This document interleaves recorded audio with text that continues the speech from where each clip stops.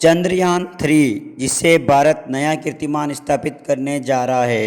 इसकी लॉन्चिंग आज ही के दिन यानी 14 जुलाई 2023 को दोपहर 2:30 पर की जाएगी। इसकी लॉन्चिंग भारतीय अंतरिक्ष अनुसंधान संगठन इसरो के सतीश धवन स्पेस सेंटर श्रीहरिकोटा आंध्र प्रदेश से होगी। यह आज ही के दिन यहाँ से लॉन्च होकर चांद के दक्षिण ध्रुव पर जाएगा। दक्षिण ध्रुव पर यह अनुमानित दिनांक 23-24 अगस्त 2023 को जाना संभावित है।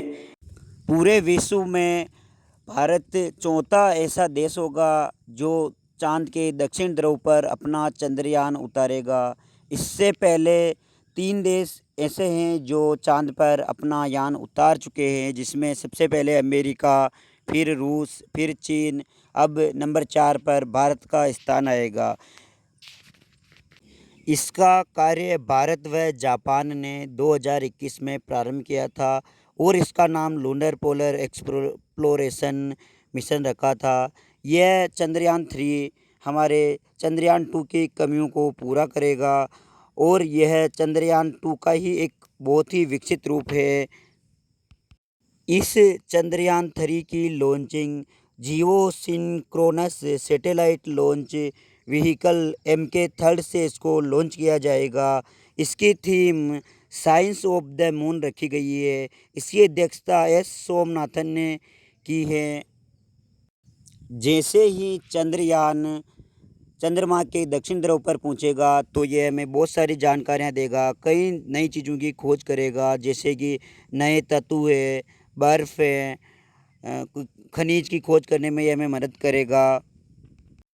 अब हम चंद्रयान 3 को फुल डिटेल में देखने से पहले चंद्रयान 2 और चंद्रयान 1 की भी विशेषता जान लेते हैं। चंद्रयान 2 की लॉन्चिंग 22 जुलाई 2019 को दोपहर 2:43 पर GSLV मार्क 3 रॉकेट से की गई थी और इसरो ने इसे 7 सितंबर 2019 को जैसे ही ये चंद्रमा के दक्षिण ध्रुव पर लैंडिंग करने वाला था और इसका संपर्क इसरो से टूट जाता है और लैंडर क्रैश हो जाता है।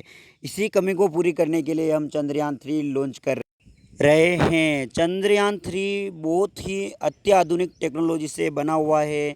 इस बार यह चंद्रमा के दक्षिण ध्रुव पर इससे पहले अच्छे तरीके से लैंडिंग कर पाएगा। चंद्रमा पर बहुत सारा सिस्टम किया गया है। इस मिशन की घोषणा 15 अगस्त 2003 को प्रधानमंत्री अटल बिहारी वाजपेयी के समय की गई थी, लेकिन इसकी लॉन्चिंग 22 अक्टूबर 2008 को किया गया था। इससे इसरो के PSLV एक्सेल रॉकेट से भेजा गया था। यह सतीश धवन स्पेस सेंटर श्रीहरिकोटा के आंध्र प्रदेश स्पेस सेंटर से लॉन्च किया गया था। इस चंद्रयान 1 ने 8 नवंबर 2008 को चंद्रमा पर सफलतापूर्वक लैंडिंग की और चांद पर जल की खोज की थी।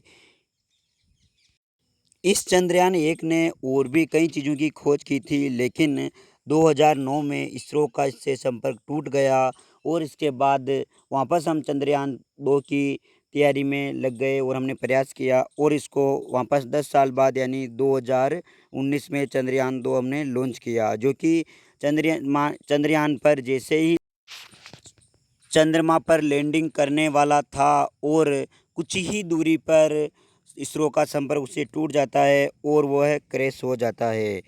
इसी के बाद 4 साल के अंदर ही हमने चंद्रयान 3 तैयार करके इसको आज हम लॉन्च कर रहे हैं। इसरो के आगे आने वाले 2024 में 2 यान, एक तो गगनयान जो कि इंसान को अंतरिक्ष में लेकर जाएगा, दूसरा आदित्य L1 जो कि सूर्य का ऑब्जर्वेशन करेगा। इस पर भी अभी काम जारी है।